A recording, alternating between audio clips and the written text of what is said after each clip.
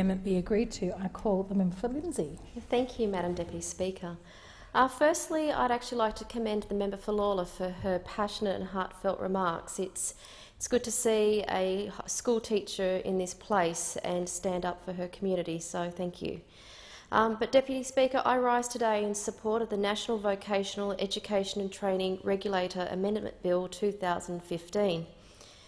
Deputy Speaker, this bill does see a lot of bipartisanship on both sides of the chamber, and it really does bring out the best in what this place does. This bill seeks to address many of the challenges faced within my electorate of Lindsay. Further, this bill will provide clarity to both education providers and students alike. Deputy Speaker, for too long, vocational training has been treated as the poor cousin when it comes to attaining workplace skills. And for some of the certificate courses being offered, they are the foundation stones for our youth to gain entrance into the workforce. Right across Western Sydney, every day, hundreds of training organisations do their extraordinary work. I myself have been a product of the Western Sydney Institute of TAFE, where I gained early vocational courses in marketing, graphic design, finally a diploma in marketing management.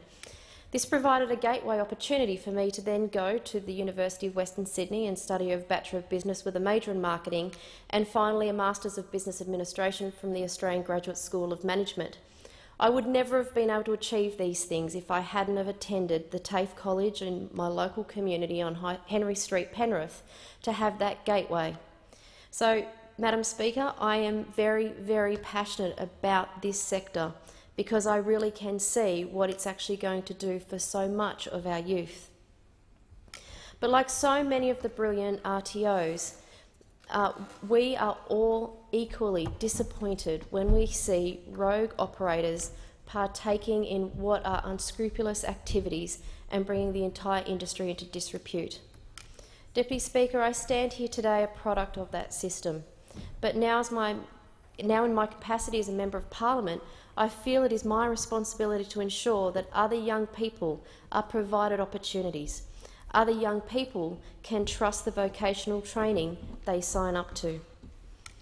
Further, accessibility and affordability of the system are essential, and a system that continues to provide a diversity of program, formats designed to meet the varying skills and levels, the individual learning outcomes of students. These are all crucial elements of the sector. Currently, for many students working their way through the system, this is not easy. Understanding which registered training organisation is providing which course, what gateways they will potentially open, are for many students obscure and ambiguous, and students will often be forced to sign up to courses through third-party organisations. Sadly, the conduct of some of these training bodies going door to door with sales techniques, whereby potential students have been enrolled in courses under the enticement of an iPad or a laptop, or even some form of tablet and maybe a couple of $100. Deputy Speaker, I was at a multicultural event over the weekend and was pulled aside by a couple of the elders of that event. They were extremely distressed and very, very upset. A few of their youth, who had not been in Australia very long and were still coming to grips with English, were signed up to a training program. They ended up being straddled with large amounts of debts, given a laptop computer. One of them was given an iPad and said, "Here you go, off your way on your course." They were so upset. They were upset for their youth, but they were also upset for the waste in government dollars that this program does. This community group really has been one of the most innovative in my community, and to see these men who I respect so much to be so upset about this program, it made me very, very angry. What also made me angry about this is through my office hearing from nursing homes who have had individuals signed up to these programs, the fact that these rogue operators are absolutely targeting our most vulnerable, targeting people who may not necessarily know what they're signing up to. This is an abhorrent thing that they are doing, and it must stop.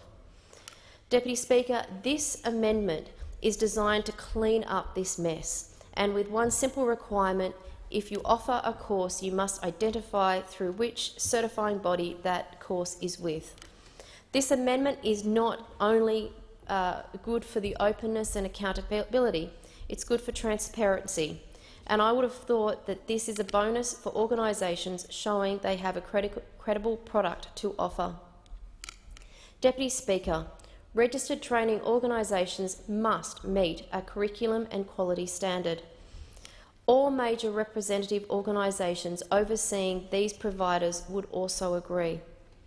All the stakeholders are cognizant and supportive of the needs to address quality issues in vocational education training. As for setting the quality standard, the government will further consult with all states and territories, employer groups, and also the sector to develop the quality standard. The Australian Council for Private Education and Training is one of the many industry bodies who firmly believe these changes will deliver better transparency for the sector. Rod Cam, the Chief Executive of this council, says that requiring the registered training organisation to be listed is something that students have a right to know. He further goes on to say, as peak bodies representing quality providers, the Australian Council to Private Education and Training has been a vocal supporter of these measures that strengthen the vocational training system. These measures are necessary to protect both the students and the bodies. Finally, Rod agrees that after a necessary and welcome period of consultation by the government, I think we can all agree these reforms are urgent and must be passed as soon as practicable. TAFE Directors Australia have a similar view. Malcolm White, the CEO of TAFE Directors Australia, said, and I quote, "The legislation is an important step in enabling the regulator to act quickly to address the practices of a few unscrupulous training providers that are damaging the reputation of vocational training and training in Australia. Importantly, it will also allow the regulator to respond effectively to the questionable actions of some brokers and third parties engaged in selling courses on behalf of registered training organisation. TDA calls on all members of the House of Representatives and the Senate to support this important legislation, and it's the key to this bill. It is to prevent the system from being further rorted. It's to put confidence back in the system, and it will lay bare those charging exorbitant prices for their services. Deputy Speaker Jim Barham, the Chief Executive with Group Training Australia, goes further. He believes the legislation will help ensure providers will ensure training is of a high quality to meet the needs of apprentices, trainees and employers.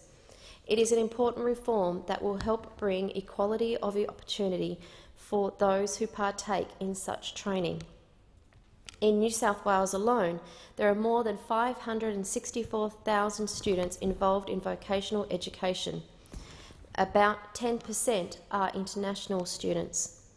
This government will subsidise New South Wales to the tune of $579 million to keep these courses affordable.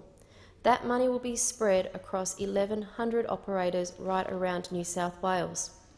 Deputy Speaker, 215 of those 1,143 registered training organisations are in Western Sydney. But with such money involved, we really need to ask, are we getting value from that money? With 101,000 apprentices reliant on these courses for their careers, can we afford this? Can we allow for this damage to our training and career opportunities to our students and our communities to continue? Well, of course, Deputy Speaker, the answer is no. In 2012, 150,000 people were awarded qualifications through these organisations. It is essential these qualifications meet basic standards. What we do not want to see is more nightly television exposés like what we've seen over the past fortnight, where people are being awarded hairdressing qualifications but unable to carry out basic cuts. And that's not the first of these stories of operators selling courses part of immigration scams, while other institutions just not delivering on their promises. And that brings me to the next part of the bill that ensures organisations have their registration periods extended from 5 to 7 years. In ensuring the national regulator can better meet the 2012 standards and the 2015 amendments, and that they can be better enforced. Under the current system, too much focus is placed on the audit assessment at the accreditation time.